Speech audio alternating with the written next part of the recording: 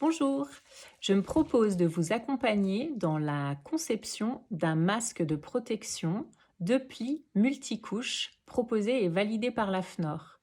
En fait, ce sont les matières et la conception qui ont été validées. Donc, ce masque de plis est composé de 2 matières qui ont été testées et validées comme étant donc des matières permettant la respirabilité pour celui qui le porte, mais aussi une protection aux projections. Donc c'est le coton qui est utilisé et la viscose. J'ai donc reproduit, suite aux recommandations de l'AFNOR, le patron sur une feuille A4. Donc c'est un patron qui fait 20 cm sur 20 cm, c'est donc un carré, dans lequel on va découper nos 3 pièces, 2 pièces en coton et une pièce en viscose.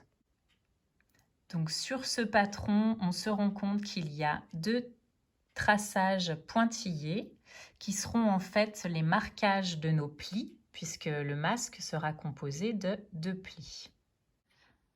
Pour permettre aussi à tout le monde donc d'effectuer ce masque avec une finition correcte et durable, je me suis permise d'ajouter 2 bandes qu'on va aller couper dans le coton de 4 cm sur 13 cm. Donc là, les marges de couture sont comprises et elles nous permettront de créer des coulisses sur les côtés du masque à la fin du projet.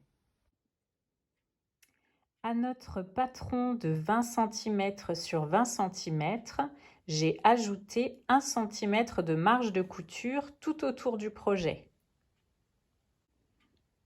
On pense bien à marquer au ciseau tous les repères qui serviront plus tard au pliage des plis pour le masque. Donc, comme indiqué sur la planche de patron, nous avons bien 3 repères à 2 cm et demi les uns des autres en bas du masque et 3 repères à 2 cm et demi les uns des autres en haut du masque. Donc ça, ces repères-là sont reportés de chaque côté. Donc sur le projet, voici les repères. Ici, donc mes 3 tissus sont superposés. Je les ai superposés pour la coupe et donc tous mes repères sont marqués au ciseau. Donc voici les 3 formes dont nous allons avoir besoin. Nos 3 rectangles avec les repères prémarqués.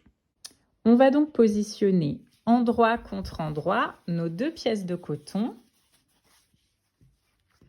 Comme ceci, je les replacerai mieux après. Et ensuite, la pièce de feutrine sur le dessus. Et on viendra épingler le haut et le bas du masque. Donc ici sur les côtés, on a les repères et on épingle le haut et le bas, où là, on va venir donc faire une couture à 1 cm du bord. Épingle nos 3 épaisseurs de tissu. Donc voici les 3 pièces de tissu assemblées qui sont prêtes à être donc cousues ensemble. On va donc coudre à 1 cm à chaque extrémité. Donc voilà les 2 coutures faites aux 2 extrémités, le haut et le bas du masque, avec donc toujours sur le côté tous nos petits repères qui sont visibles. Voilà, c'est pas les repères, le côté des repères où on a cousu, c'est bien le haut et le bas du masque. On va donc retourner le projet actuel par entre les 2 faces de tissu coton. Donc on a bien notre viscose à l'intérieur des 2 morceaux de tissu coton. On a donc repassé le travail et à partir de maintenant, avec nos petits repères, on va marquer au fer donc le pli plat ou le pli creux, un petit peu comme si on faisait le pli d'un vêtement. Voilà, donc un pli creux ou le pli plat. Et le masque, il va se porter de cette façon-là.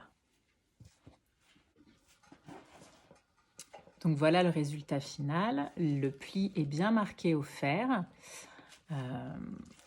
Pour vous expliquer un petit peu, donc voilà, il y a eu un petit fléchage. Donc en fait, notre trait de pliure, il est à 5 cm du bord. Et en fait, notre trait de pliure va se retrouver sur le dernier repère. Voilà, donc en fait, il se glisse et il vient ici sur le dernier repère. Si on regarde le projet, donc J'ai un premier repère, un deuxième repère et un troisième repère. Ma pliure, celle qui est ici, c'est mon repère en pointillé sur le patron. Et donc ce repère en pointillé sur le patron, je viens le glisser pour qu'il arrive finalement sur le dernier repère qu'on aurait posé ici. Voilà. Et pareil sur le bas du projet. Donc à partir de maintenant, à partir de cette étape, pour les personnes qui ont une surjeteuse, on peut aller surjeter notre fin de masque ici et ici en intégrant les élastiques. Et finalement, le masque sera terminé. Mais pour ceux qui n'ont pas de surjeteuse et pour faire une finition plutôt jolie, et donc intégrer une coulisse, on va venir ajouter les 2 petites pièces de coton dont je vous ai parlé au tout début. Donc voici les 2 petites bandes de tissu que nous allons découper pour créer les coulisses. Donc 4 cm sur 13 cm avec pas de marge de couture. Voici nos 2 petites bandes. Donc j'enlève le petit patron et on a bien nos 2 petites bandes qu'on va donc maintenant marquer des petits plis au fer. Donc à 1,5 cm aux 2 extrémités, en haut et en bas, sur les 2 morceaux. Donc voici les pliages effectués à 1,5 cm aux 2 extrémités. Et maintenant, on va donc continuer à marquer les plis avec un pli à 1 cm de ce côté et pareil de ce côté-là.